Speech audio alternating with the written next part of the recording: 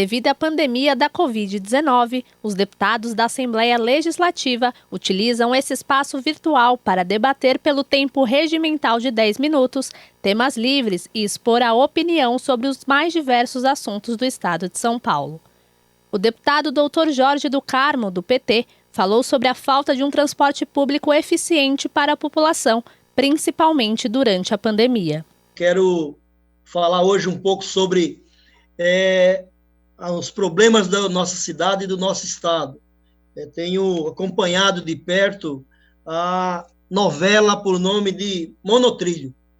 O Monotrilho da cidade de São Paulo, que tem a linha, tratado como linha 15 prata do metrô, é uma novela que não tem fim. E o pior, né? Nós estamos falando de recurso público, nós estamos falando de dinheiro dos contribuintes, das pessoas, dos nossos impostos, e o governador e o secretário, o governador João Dória e o secretário Alexandre Baldi, trata essa questão como se ela não tivesse tanta importância. Por que eu falo isso? A linha 15 prata foi contratada aí para ser executada a obra por uma empresa canadense por nome de Bombardier. Até o nome é estranho, né? E essa Bombardier entregou as estações de Vila Prudente até Colonial, em São Mateus, na zona leste da cidade, porém, já fazem quase 100 dias que teve um problema técnico no pneu dessa linha, da linha 15 prata, e já fazem quase 100 dias que está paralisado.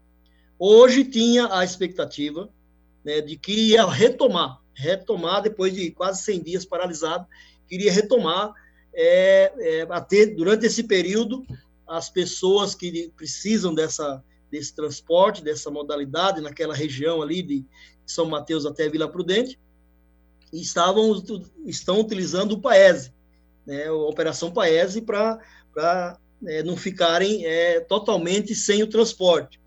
Pois bem, hoje tinha a expectativa, né, foi anunciada a expectativa de que retornaria essa linha 15 prata naquela região, de Vila Prudente até São Mateus. E, para a frustração de toda da população, essa linha não retomou. Hoje a gente não viu, a gente viu de manhã os testes, mas a expectativa era de que a gente teria o retorno desse transporte público naquela região. E isso é uma frustração muito grande para a população, porque nós estamos falando de uma obra que custou bilhões aos cofres públicos, e que, inclusive, teria uma expectativa, né, um trajeto inicialmente pensado, de ir até a cidade de Tiradentes, da Vila Prudente até a cidade de Tiradentes. Parece-me que não chega, termina em São Mateus, porque não existe um projeto definido e nem um cronograma de obras para que essa obra chegasse até a cidade de Tiradentes, esse monotrilho. Eu costumo chamá-lo de enganotrilho. Por que enganotrilho? Porque é uma enganação à população, que paga por um transporte, obra caríssima, obra faraônica do PSDB, que a gente não tem expectativa de funcionar. Começou a funcionar, como eu disse, parou, né, por um problema técnico no pneu. Uma empresa teve que vir do Canadá, uma equipe técnica do Canadá, para fazer a manutenção, e só hoje imaginaríamos que esse transporte iria retornar para atender a população daquela região. Infelizmente, isso não aconteceu, e também não sabemos quando vai retomar. Agora, penso eu, né, que se é para continuar uma obra que não funciona e que a gente vai depender única e exclusivamente de uma empresa que tem os seus técnicos lá no Canadá, é uma empresa canadense, eu não sei se o governador e o secretário não teríamos que rever essa modalidade que não está funcionando na cidade de São Paulo. Então, penso que, se não seria o caso, né, e o Ministério Público, né, e todos os órgãos de fiscalização do Estado têm que tomar uma providência. E isso nós temos denunciado aqui na tribuna, tenho falado quando estarmos, né, presencialmente falando na tribuna, né, tenho falado aqui, outros colegas também têm falado sobre esse grave problema na nossa cidade, mas, lamentavelmente, o governador e o secretário, né, quando eles quiserem é que ele resolve, ou seja, existia a possibilidade de resolver isso hoje, infelizmente não aconteceu, causando uma frustração muito grande para a população que exige respeito com o seu dinheiro, com o recurso público. E para lamentar e dizer que o secretário deve uma explicação à população, né, porque ele não está tratando de recursos de uma empresa privada, nós estamos falando de obras públicas, de uma obra que o governo do estado tem responsabilidade, mas não dá tanta satisfação para a população. A gente fica sabendo pela imprensa, pela mídia, exatamente o que está acontecendo, porque eles não têm respondido, né, aos anseios, aos clamores dos parlamentares e da população que tem ido lá visitar aquela obra e, infelizmente, a gente não tem expectativa clara de quando vai retomar. Então, era isso que eu queria dizer, denunciar esse descaso dessa obra faraônica do PSDB, bilhões e bilhões de recursos investidos num modal que não funciona e que contrata uma empresa exclusiva que, quando ela tiver qualquer tipo de... quando a obra ou o funcionamento dessa linha 15 Pratas tiver qualquer problema, a gente vai depender dessa empresa canadense e demora 100 dias. O que é 100 dias, né? O que é mais de 90 dias para um transporte não funcionar? Para o PSDB não é nada, mas para a população é uma frustração muito grande. Por isso eu quero denunciar mais uma vez a falta de respeito do PSDB, do secretário e do governador com o recurso público, que essa é uma obra do PSDB, que apostaram numa coisa que sabia que não ia funcionar. Nós havíamos falado isso, denunciado que isso não era um modal que ia funcionar.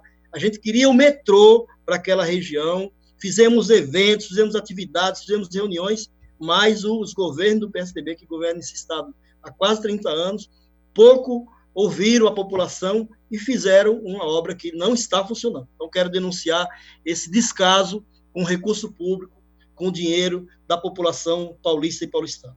A deputada Janaína Pascoal, do PSL, participou de algumas edições e destacou as medidas adotadas no combate à pandemia da Covid-19, a reabertura dos comércios e sobre projetos de lei em discussão na Assembleia. São tantos os temas, né, que a gente fica até sem saber por onde iniciar. Mas eu vou iniciar por esse processo de abertura, né, designado como inteligente, que foi criado pelo governador em conjunto com o prefeito da capital. E, muito respeitosamente, eu vou pedir tanto ao governador como ao prefeito que revejam esse processo de reabertura. Não, eu não estou contra o processo em si. Eu, inclusive, venho defendendo que, com muita responsabilidade, sempre lembrando a população que a doença existe, que a doença é grave, que a doença mata, que é necessário usar máscara, praticar o distanciamento, mas eu venho já defendendo que precisamos, sim, reabrir, primeiro, pela questão econômica, sobretudo para aqueles empreendedores pequenininhos, muitos que já não conseguirão reabrir, né? Mas, ao lado da questão econômica, tem também um aspecto psicológico que eu vou analisar com vocês na sequência. Mas qual é o pleito que eu faço ao governador e ao prefeito, né, nesse processo de reabertura? Que as normas desse processo sejam claras, né, e que a burocracia não impere. No sábado, o prefeito publicou um decreto dizendo que cada setor, por meio das associações representativas, precisará enviar um protocolo para ser aprovado por várias autoridades, dentre esses órgãos competentes à vigilância sanitária. Vejam, quando se fala em associações representativas, em regra, pensa-se ou em grandes grupos, ou em setores muito organizados, né, pelo menos tamanho médio, vamos dizer assim. Porque o pequenininho, o sapateiro da esquina, a costureira que tem a sua portinha, não necessariamente vai ter uma associação representativa.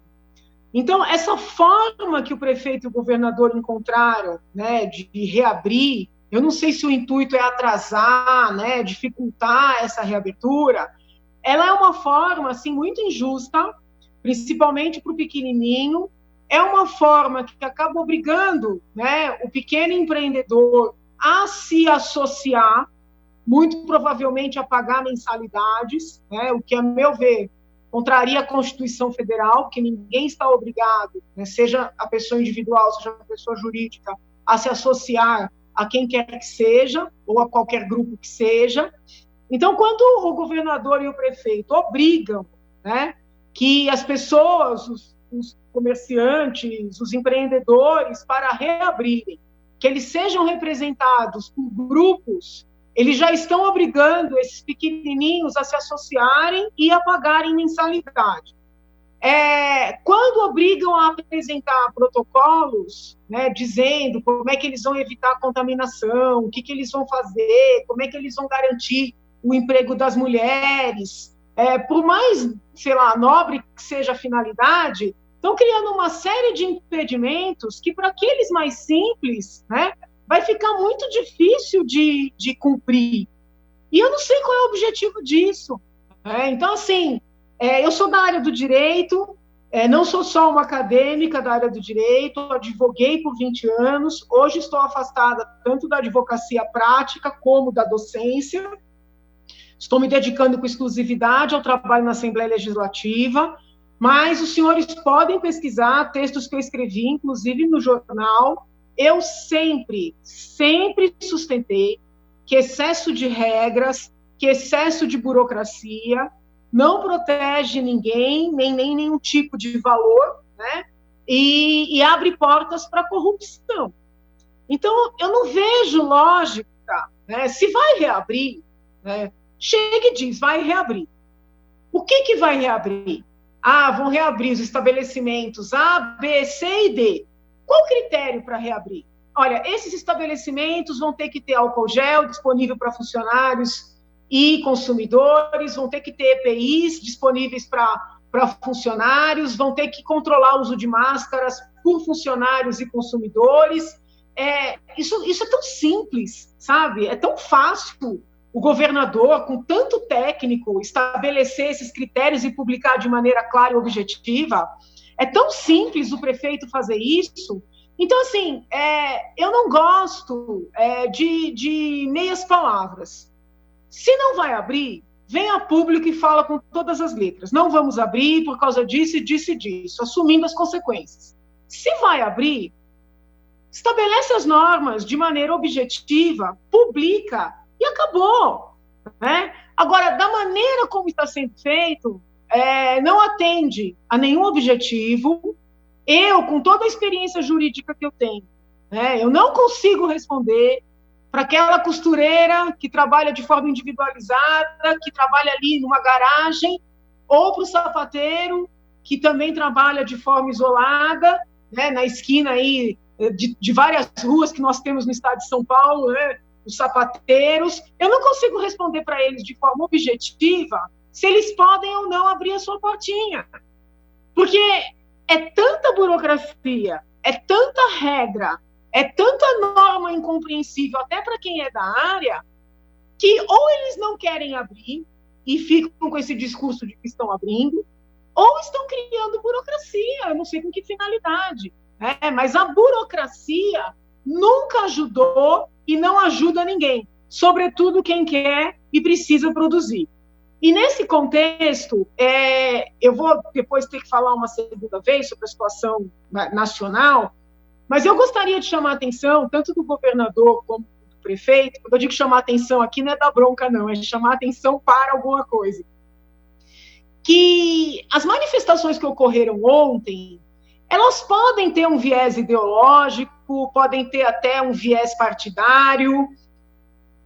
Não sei ainda bem o que foi aquilo que aconteceu ontem, mas não podemos descartar a hipótese dessa energia, né, contida, que as pessoas estão obrigadas a esse isolamento, que essa energia contida esteja, de alguma maneira, explodindo nessas manifestações.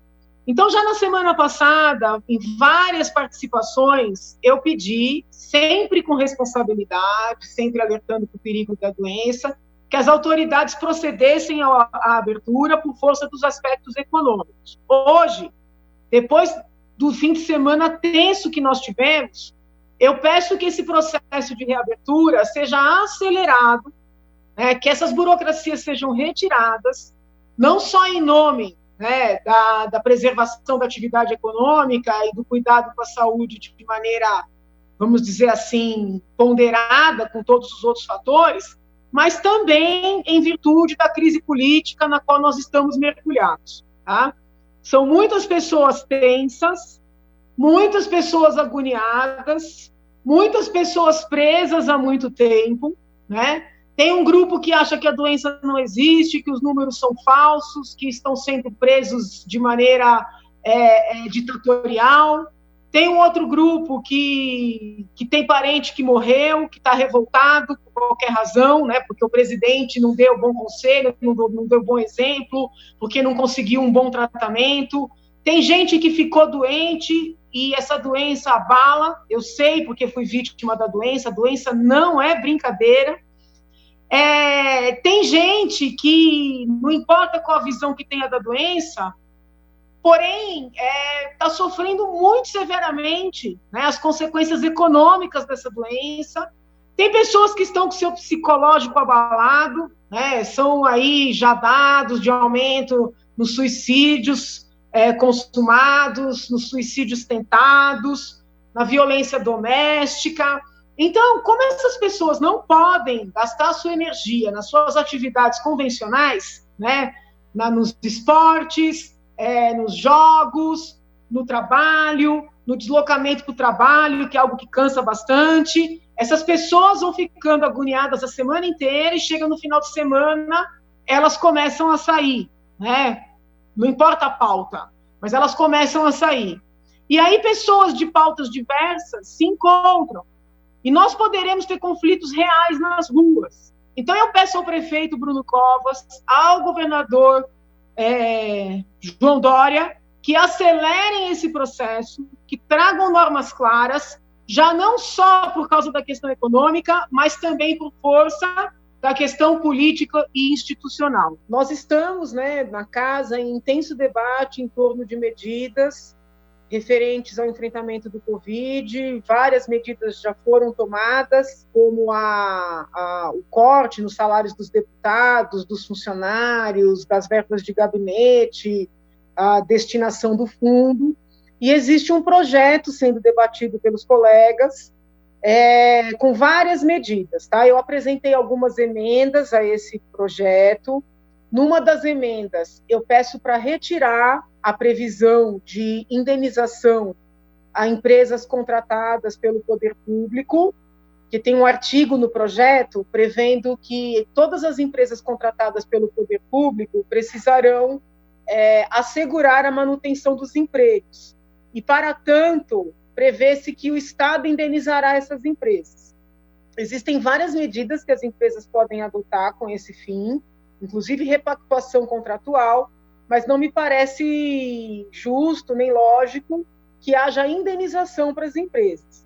Então, eu fiz essa emenda, fiz também uma emenda, fiz várias, mas estou destacando algumas, que eu considero muito importante. Foi até a ideia de uma pessoa, uma cidadã que me mandou e-mail, prevendo isenção fiscal para aquelas empresas que assegurem a manutenção dos empregos dos funcionários que estavam nos seus quadros no dia 21 de março, que foi quando entrou em vigor a calamidade pública, até o dia 31 de dezembro, sem redução salarial, sem redução de nenhum benefício. Então, eu estou incluindo um parágrafo num dispositivo desse projeto de enfrentamento ao Covid que prevê algumas isenções fiscais, algumas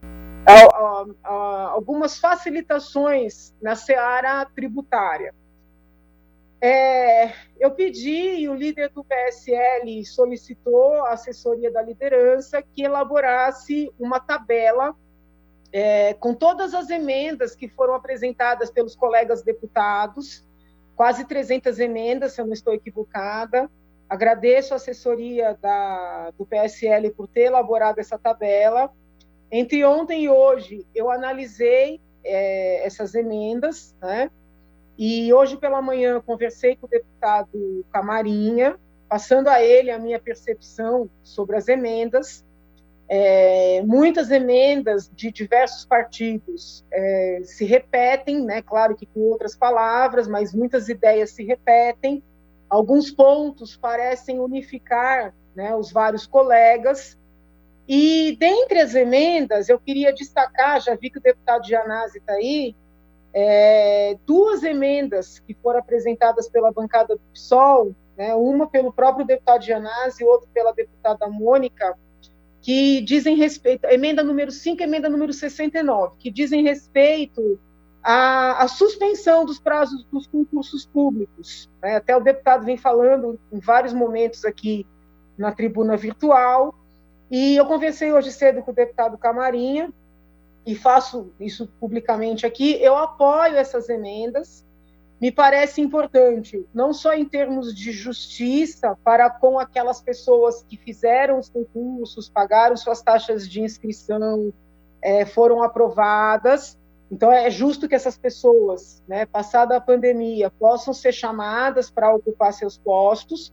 E apoio as emendas também, porque é uma questão até de economia do dinheiro público, porque toda realização de concurso, ela tem um dispêndio, né, de recurso público. Então, não parece inteligente, do ponto de vista individual dos concorrentes, né, dos concursados, do ponto de vista social, no que diz respeito ao dinheiro público, que esses concursos se percam, né? Então, fica aqui o meu apoio público a essas emendas, para que nós possamos, já na oportunidade de votação do projeto de enfrentamento ao Covid, aprovar essa suspensão. O deputado Camarinha, inclusive, me enviou, eu confesso que não tinha ciência disso, que no Rio de Janeiro essa suspensão já foi aprovada. Então, me parece justo aqui que nós procedamos dessa forma. Inclusive, ontem, recebi um e-mail, uma solicitação bem detalhada de membros de comissões de concurso junto à Polícia Civil, pedindo, né, que aquelas pessoas que foram aprovadas e que estão apenas pendentes de terminarem seus cursos na Academia de Polícia para tomarem posse, que essas pessoas possam fazer o seu preparo por meio virtual na Academia da Polícia Civil. Então, eu já solicitei que essas pessoas complementem, né, o material que foi enviado, com mais dados sobre os editais, sobre as datas de aprovação, porque aí eu vou fazer um ofício à Secretaria de Segurança Pública para que nós possamos, né, acelerar a chamada desses profissionais que foram aprovados para integrar a carreira da Polícia Civil. Muitos estão apenas aguardando a realização dos cursos na Academia de Polícia Civil, e cursos esses que, em função da pandemia, foram suspensos. Então, já fica aqui um adiantamento, né, do ofício que eu vou enviar, de que, eventualmente, essas aulas sejam dadas no ambiente virtual, como a Assembleia aqui está trabalhando nesse ambiente virtual, para que nós não percamos os concursos realizados e não atrasemos a posse desses profissionais, até porque foi até notícia nos jornais entre ontem e hoje, de que tem vários profissionais na área da segurança pública afastados por contaminação, né, do Covid ou por suspeita de contaminação. Então, ainda no âmbito estadual, gostaria de agradecer as moções de apoio que recebi das câmaras de vereadores de Olambra, de Santo Antônio do Jardim e de Botucatu, em apoio ao projeto de lei que apresentei, o projeto 137 de 2020, prevendo, né, que pelo menos por 18 horas tenhamos profissionais fisioterapeutas nas UTIs. Eu sei que o pleito primeiro que eu recebi era de prever esses profissionais nas UTIs por 24 horas, entretanto, um projeto dessa natureza implicaria aumento de custos, e poderia ser inviabilizado por uma suposta inconstitucionalidade, e também é fato que a Anvisa fez uma consulta pública para retirar a normativa administrativa que garantia, né, que houvesse esses profissionais nas UTIs do Brasil inteiro por 18 horas. Então, diante da necessidade de fazer um projeto que não fosse acusado, vamos dizer assim, de inconstitucional, e de uma potencialidade, né, de nós perdermos a garantia, ainda que por uma norma administrativa, dos profissionais da área de fisioterapia por 18 horas, eu decidi apresentar um projeto de lei para que tenhamos a segurança legislativa desses profissionais por pelo menos 18 horas nas UTIs, tá? Tanto na UTI adulta como na UTI infantil. Quando eu apresentei esse projeto, nós ainda não estávamos em meio a essa pandemia, e eu acredito que a vivência da pandemia, né, e eu, inclusive, como paciente, me trouxe ainda mais certeza da necessidade de lutar pela aprovação desse projeto e até tentar acelerar a aprovação desse projeto para que a saúde de todos nós, né, esteja garantida. A pandemia do coronavírus veio para provar que o profissional da fisioterapia ele é muito mais importante do que a gente avalia no senso comum, né? Em regra, nós vemos o profissional da fisioterapia como alguém importante para reabilitar uma pessoa que sofreu um acidente, para reabilitar uma pessoa que sofreu um AVC, para tratar de dores diversas, patologias neurológicas diversas, mas não era do conhecimento geral, né, a relevância desse profissional, por exemplo, para intubar pacientes com problemas respiratórios que se revelam fatais. Né? Então, hoje, o Brasil inteiro sabe que os profissionais da fisioterapia estão até mais capacitados, sem nenhum demérito, do que os próprios profissionais da área médica para realizar a intubação, que é um procedimento difícil. Há locais em que nós temos os respiradores, temos os sedativos, mas não temos profissionais com condições. Então, fica aqui esse registro, agradecimento às moções de apoio e um pedido de apoio para esse meu projeto 137/2020. Seguindo ainda, né, nos assuntos aqui de São Paulo, eu queria noticiar que, depois de acessar o processo de contratação para aquisição dos respiradores aqui da Secretaria da Saúde, eu fiz um pedido de informações, que foi publicado hoje no Diário, ao senhor secretário da Saúde, solicitando mais detalhes, né, sobre esta compra, sobre esta aquisição. Então, digo aqui que estamos cumprindo o nosso papel de fiscalização, vamos ficar até o final acompanhando esse processo, para que ou esses respiradores sejam entregues efetivamente, ou o dinheiro que foi pago antecipadamente, né, 30% do contrato a princípio, mas isso também eu estou querendo confirmar, que esse dinheiro seja devolvido. Então, estamos trabalhando, né, com essa fiscalização. Hoje também assinei um requerimento feito pelo grupo de deputados que está visitando vários hospitais, vários equipamentos de saúde, também está acompanhando as aquisições, tanto do Estado como da Prefeitura. Eu assinei um requerimento que foi trazido aqui pela assessoria do deputado Nery, para que eles tenham esse poder de representação da Assembleia Legislativa nesse importante trabalho de fiscalização. Tá? Então, tanto por meio dos meus ofícios, né, pessoais, assim como deputada aqui do meu gabinete, como com pedidos de informação, ou dando apoio aos colegas, nós estamos fazendo o nosso papel, o nosso trabalho de fiscalização. O deputado Rafael Silva, do PSB, falou sobre os riscos de propagação do coronavírus no transporte público. Eu quero voltar ao assunto do coronavírus.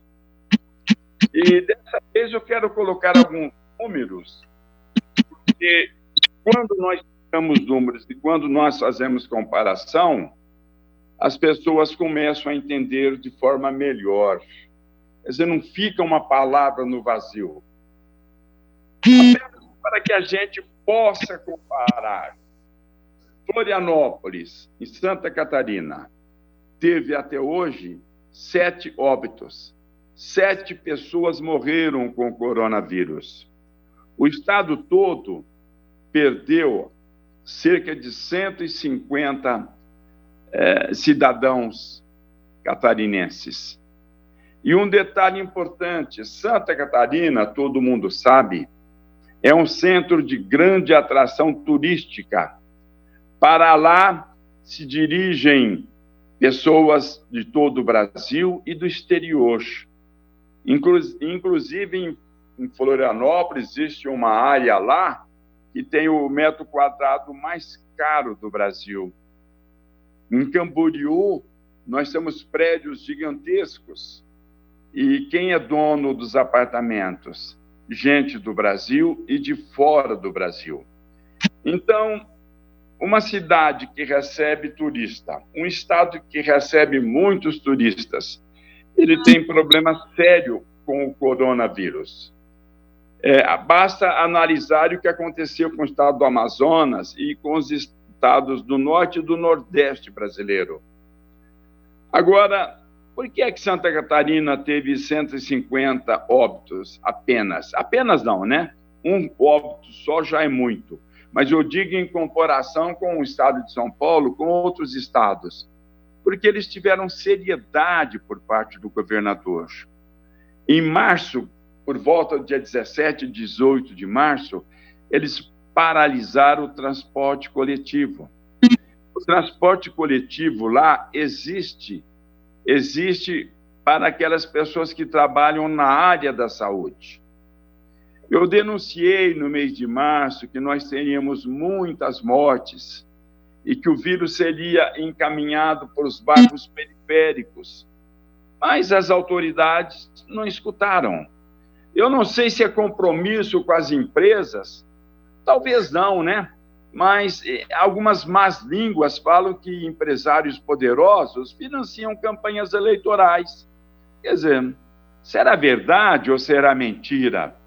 Eu aprendi filosofia, a pergunta é mais importante do que a resposta. Por que será que nossos governantes se fizeram de cegos, né? E o verdadeiro cego não é aquele que não enxerga, não. É aquele que não quer enxergar. E aí, o transporte coletivo continuou carregando milhões de pessoas, todas ali apertadas, respirando o mesmo ar. Eu sabia disso tudo e falei e denunciei. Mandei, inclusive, essas colocações para os órgãos de comunicação de massa. Assim, mas daí o interesse, não sei. A vida humana é o outro que está morrendo. E, normalmente, quem viaja no ônibus, principalmente nos ônibus, né? Não é gente pobre, não é gente rica, é gente pobre que viaja. Gente rica não viaja de ônibus. Ou seja, os poderosos, eles ganham dinheiro com ônibus. E em São Paulo, como no interior, nos grandes centros, em outros estados, tiraram o ônibus das linhas, porque diminuiu o movimento. Em vez de eles deixarem o mesmo número de ônibus para as pessoas viajarem ali tranquilas, né, com distância, não, diminuíram. Aí o povo andou mais apertado. Em Santa Catarina, o ônibus deverá voltar a circular. O governador autorizou a partir da próxima segunda-feira, dia 8. Mas o prefeito de Florianópolis, olha só, né, ele falou, não, eu vou esperar até o dia 17. E sabe o que eles falaram lá em Florianópolis? Que vão voltar, os ônibus vão voltar dia 17, com apenas 40% da lotação, com toda a fiscalização, com máscara. E se houver problema, o prefeito falou que paralisa tudo de novo. Por quê? Porque ele se preocupa com a vida do semelhante. Mas isso não aconteceu no resto do Brasil. Em quase todo o resto do Brasil não aconteceu, não. A vida das pessoas não tem importância. E um detalhe também que chama atenção: prefeitos, governadores de vários estados passaram a ter espaço na grande mídia. Aí todo dia eles dão entrevista, olha que bonito, né? E o povo brasileiro é muito simples, o povo brasileiro é um povo muito bom. Não é um povo que desconfia das coisas, que cobra, que exige. E quando cobra, acaba não cobrando da forma adequada. E então os políticos fizeram toda essa farra, essa bagunça, permitindo que o vírus fosse transportado para os bairros periféricos. Eu já disse nessa tribuna, e vou repetir, uma vez uma médica que falou que era professora de epidemiologia lá em Harvard, não acredito, não.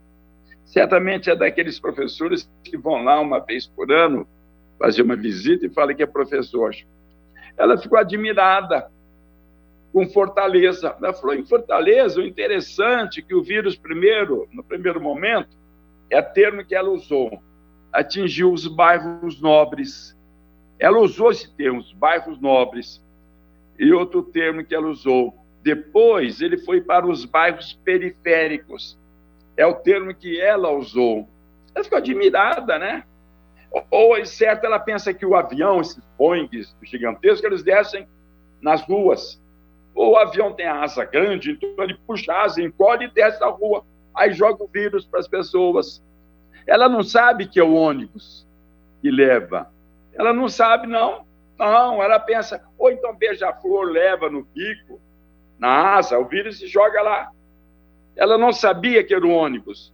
E presta atenção, você que está me vendo e ouvindo. Quando tiver uma entrevista de um cientista da área médica, você não vai ouvir esse cientista falando do ônibus. Por que será? Será que esse assunto é proibido para todo mundo? Não, vamos falar. Outra coisa importante que eu quero colocar. Estão procurando a vacina. Existem estatísticas que dizem que 30% das pessoas quando recebe o vírus, são assintomáticas, ou seja, não apresentam sintomas. 55% apresentam sintomas leves. E aí nós temos 30, mais 55, 85. 10 apresentam uma reação mais forte. E somente em 5% nós temos casos graves e críticos. Eu quero dizer que eles estão equivocados. Falam 30%, muito mais. A grande maioria das pessoas que recebem o vírus, a grande maioria não apresenta sintomas. E se elas não apresentam sintomas, dentro delas existe vamos colocar, uma área, né, para ser bem fácil, que não é tão fértil para o vírus, que não é tão favorável para o vírus. Mas esses estudos também não importa, porque um estudo desse, olha, talvez exista alguma forma de corrigir esta falha, né? E colocar em cada pessoa, quando vai lá para o hospital, o corretivo, para que o vírus fique numa situação ali dentro, inóspita. Não, mas isso também não interessa. Agora vamos procurar a vacina, o laboratório está procurando a vacina, eles não investigaram, e eu tenho certeza de que não investigaram, porque isso não foi noticiado. O deputado Carlos Gianazzi, do PSOL, participou de algumas edições e falou sobre a pandemia da Covid-19, a defesa da educação e dos servidores públicos de todo o Estado. E gostaria também, ainda para concluir a minha intervenção de hoje, dizer que continua no Estado de São Paulo a farsa da educação à distância. O POESP fez uma pesquisa mostrando exatamente isso que nós estamos falando já há um bom tempo, né, que entre os dias 21 e 28 de maio compareceram apenas nas aulas virtuais 22% da rede. Nós temos uma rede com 3.500.000 alunos. Só 22% teve acesso a essas aulas, porque os nossos alunos não têm condições, não têm aplicativos, não têm computadores. Então, é um absurdo que a Secretaria continue tratando a educação como se nós estivéssemos numa normalidade, inclusive querendo que os professores façam provas, que os professores façam replanejamento, reuniões pedagógicas num momento como esse, que os professores deem conteúdos programáticos. Né? Nós estamos vivendo uma pandemia, as pessoas estão morrendo, o Brasil já é o epicentro da crise mundial, do coronavírus. O estado de São Paulo é o estado onde nós temos o maior número de mortes, já são mais de 6 mil pessoas mortas, nós vamos chegar aos 7 mil, infelizmente, pelo jeito. Então, o secretário da Educação continua com essa política nefasta, cruel e totalmente fora da realidade. O secretário acho que não percebeu que nós estamos numa pandemia. Ele continua exigindo, fazendo exigências burocráticas dos professores, dos gestores, dos nossos agentes de organização escolar.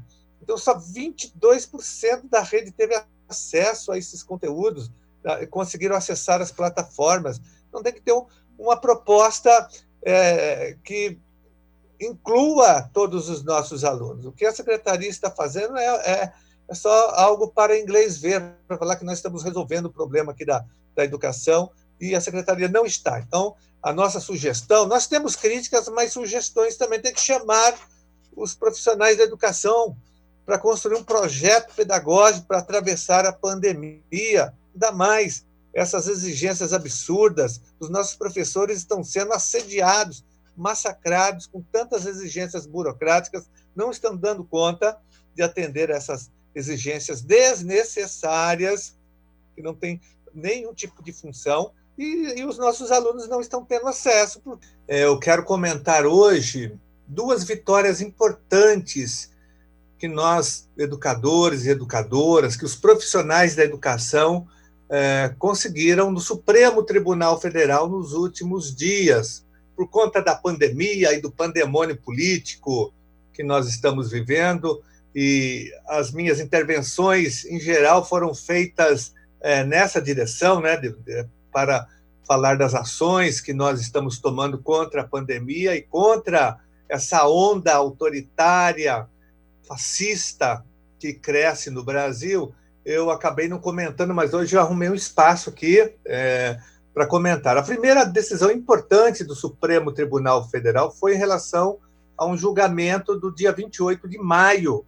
Eu me refiro aqui ao julgamento de um recurso extraordinário, o recurso 936.790. Ele trata da questão de um debate, na verdade, de uma ADIM que foi proposta por governadores do Estado há algum tempo atrás, contra a Lei 11.738 de 2008, que estabeleceu, que criou no Brasil o piso nacional salarial. Então, uma lei federal, ela foi questionada, ela foi aprovada no Congresso Nacional, na Câmara dos Deputados, no Senado, foi sancionada na época, em 2008, pela Presidência da República, e posteriormente foi questionada por alguns governadores do Brasil. A DIN já tinha sido julgada, porém ficou uma pendência que foi em relação a 1/3 da jornada extra-classe, e nós conhecemos aqui como a hora atividade, ou seja, que diz a lei, que tem que ter um piso nacional salarial. Isso foi julgado, a lei foi confirmada, ou seja, então no Brasil tem piso nacional salarial. Hoje ele é de aproximadamente R$ 2.886 por 40 horas semanais na educação básica brasileira, sobretudo na educação pública, né? Não serve, esse piso não serve para as escolas particulares, só para as escolas públicas, para os sistemas públicos de ensino. Então, isso é lei, é pouco esse valor, mas é lei, né? Porém, ficou uma pendência em relação a um dos artigos da lei 11.738, que não tinha ainda sido julgado, que foi o item que trata da jornada de trabalho dos professores, né?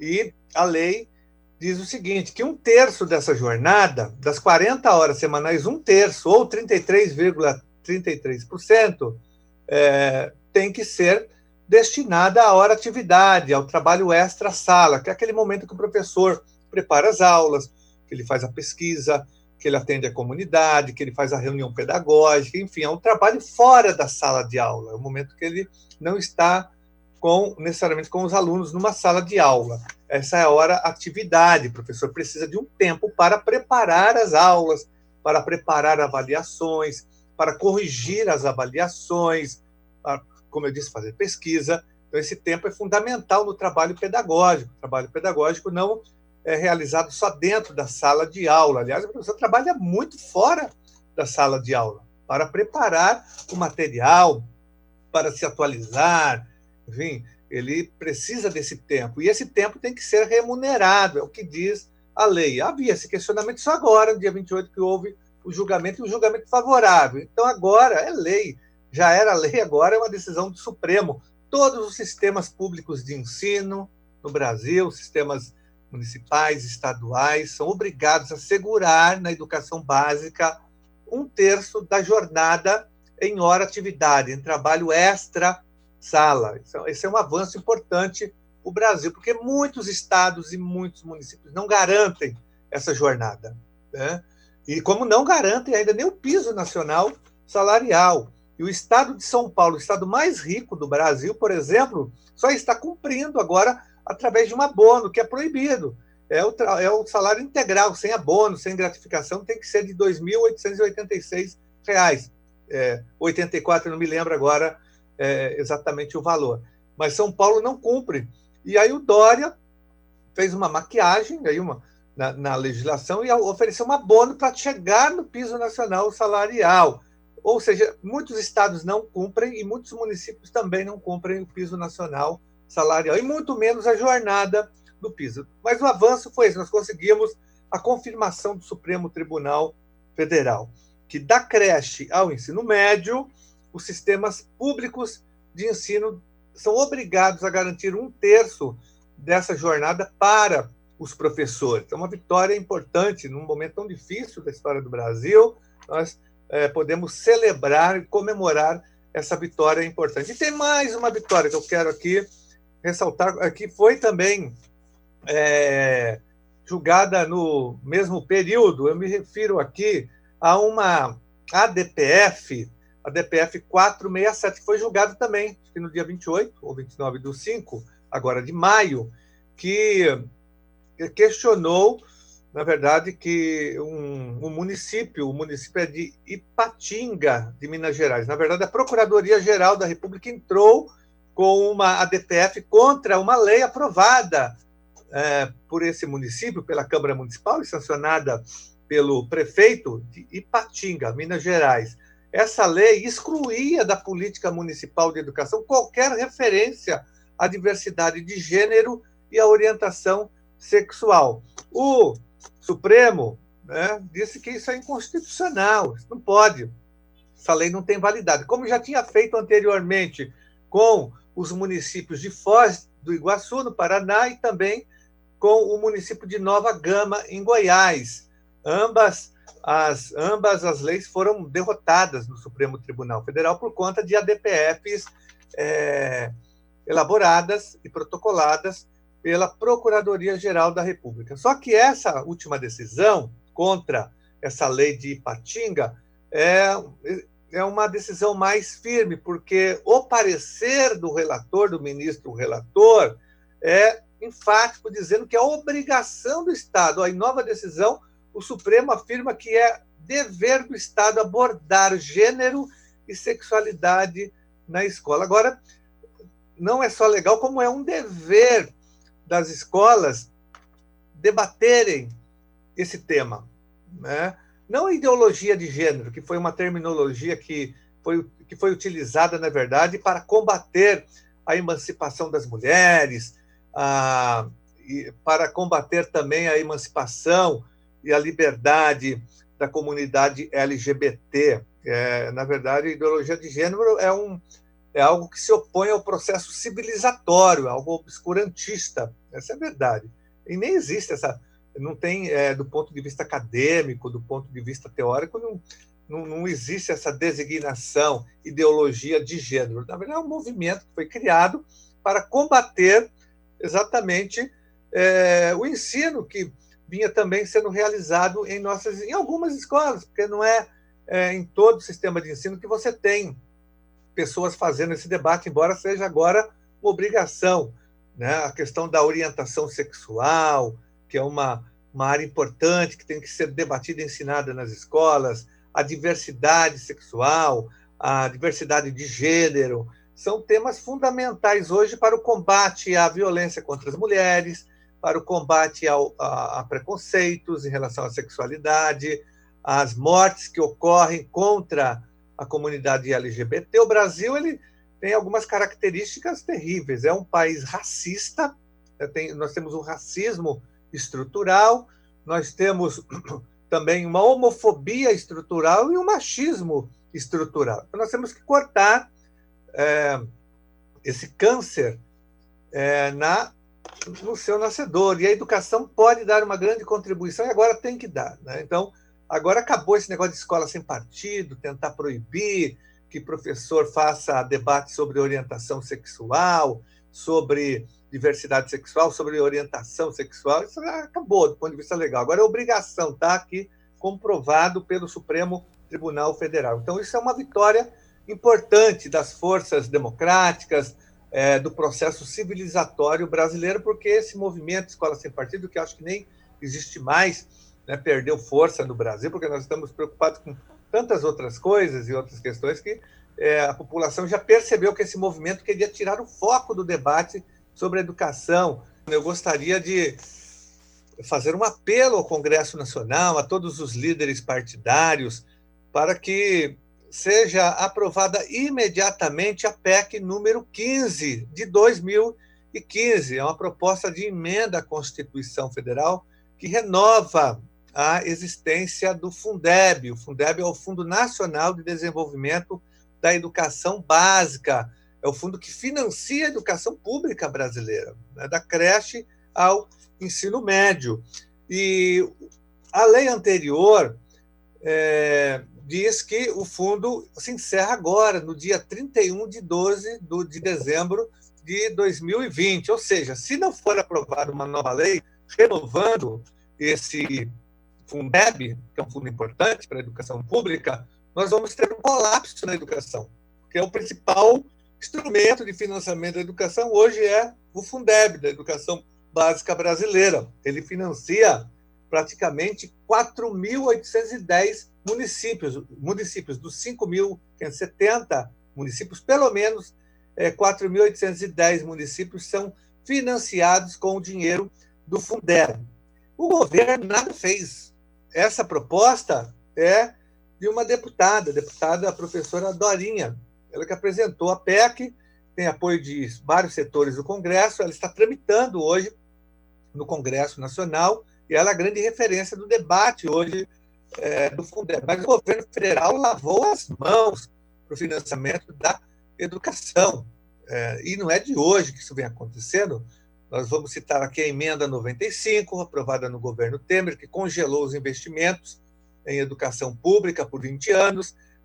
Nós tivemos cortes no ano passado, o governo Bolsonaro cortou recursos da educação pública, e esse governo não tem nenhum compromisso, nenhum apreço pela educação pública, pelos professores, pela ciência, pela pesquisa, pela cultura. É um governo contra todas essas áreas, que milita exatamente contra todas essas áreas. Então, o governo federal não tem interesse na renovação do Fundeb, não se manifestou, não apresentou nenhuma proposta. Então, o que nós temos de concreto é a PEC número 15, ela tem que ser aprovada imediatamente, porque, caso contrário, nós vamos ter um colapso, um verdadeiro apagão nas escolas públicas do Brasil. E me preocupa essa questão do prazo. Nós estamos em junho, faltam 5, 6 meses, só que nós estamos no meio de uma pandemia e no meio de um pandemônio político, um pandemônio produzido pelo governo Bolsonaro, que está destruindo o Brasil, acabando com as áreas sociais, acabando com o estado de bem-estar social, criando tensão dia e noite, não investindo no combate à pandemia. Nós estamos vivendo um inferno social, um inferno político, um inferno econômico, por conta desse desgoverno que é o governo Bolsonaro.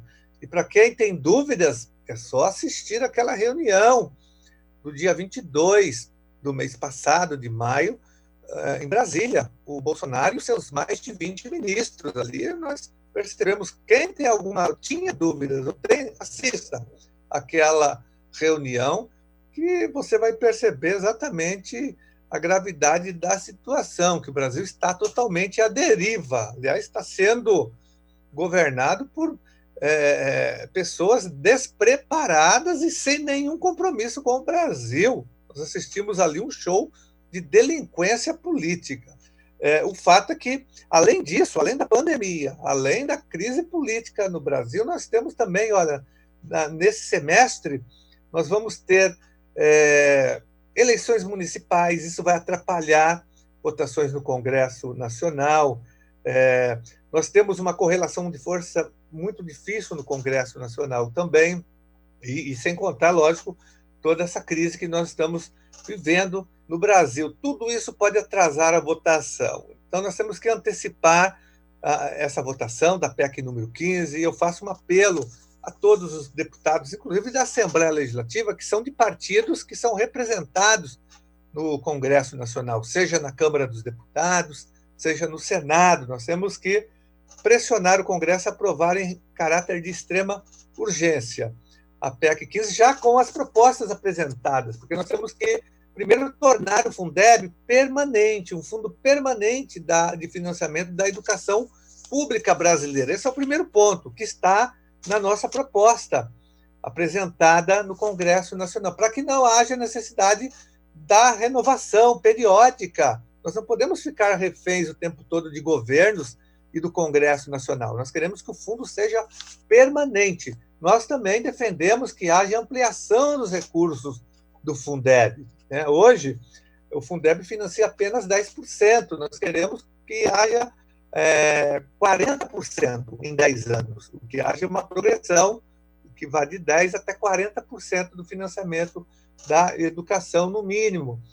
Isso no prazo escalonado de até 10 anos, como foi aprovado o financiamento da educação em 2014 no Plano Nacional de Educação, que diz que até 2010 o Brasil tem que investir 10% do PIB em educação. Mesmo nós propomos agora na PEC no número 15, e que 80% desse recurso investido seja destinado exatamente para a valorização dos profissionais da educação, porque o móvel da educação é o profissional da educação. Sem professores, sem coordenadores pedagógicos, sem gestores, sem servidores do quadro de apoio escolar, que são profissionais da educação e cumprem um papel fundamental, não tem educação.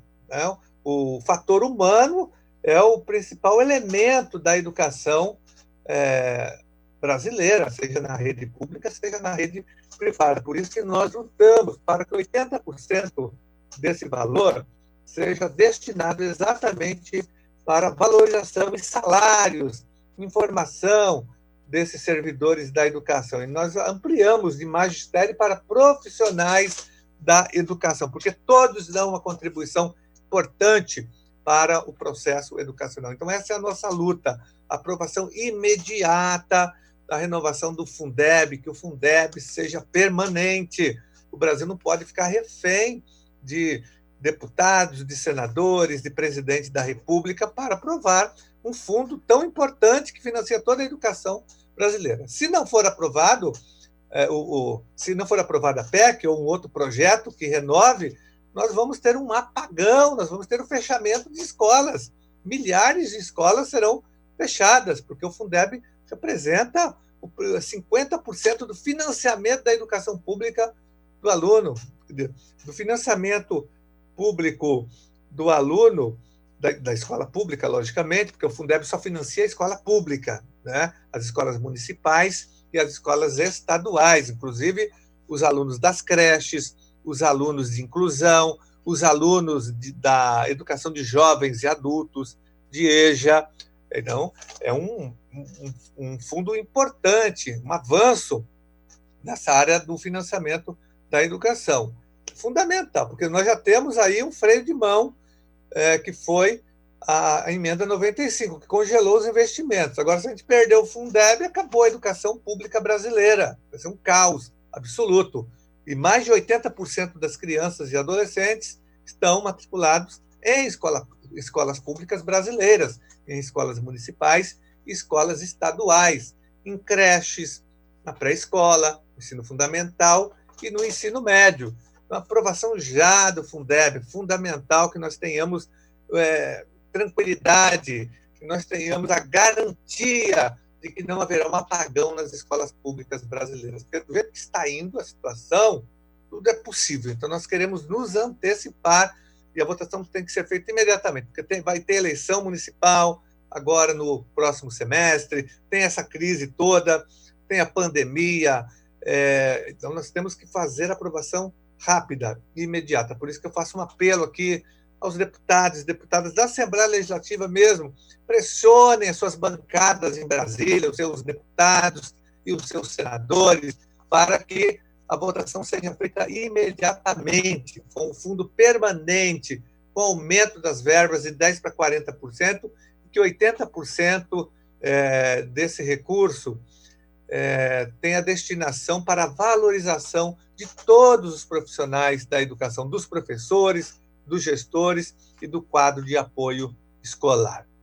O programa sobre a atividade parlamentar dos deputados fica por aqui. Se você quiser rever esse ou outros programas, é só acessar o nosso canal do YouTube. Até a próxima edição.